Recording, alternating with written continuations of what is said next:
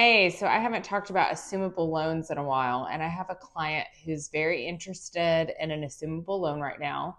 Assumable loans are attractive because they're typically a low interest rate, around 3%, which is what everyone's trying to get back to.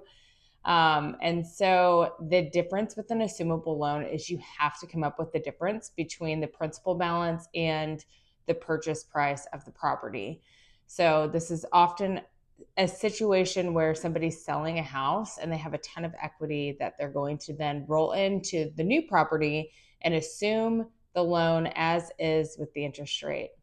Um, so I want to just talk a little bit about this. They're kind of hard to find just because it's not normal practice for a realtor to do an assumable loan. Most lenders don't know much about them because that's not what they're doing. You have to get qualified with the servicer of the loan. So, for instance, if you have a VA assumable loan for 2.75% with Freedom Mortgage, you would have to get approved through Freedom Mortgage to assume the loan, and you'd have to come up with the difference between the two.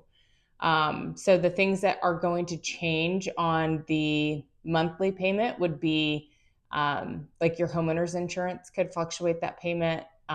If you're assuming a VA loan, which this is another thing a lot of people don't know, is that anyone can assume a VA loan. So if you are a non-veteran assuming a VA loan and that particular person has 100% disability and they don't pay any property taxes, that monthly payment could be much lower than what you would have to pay.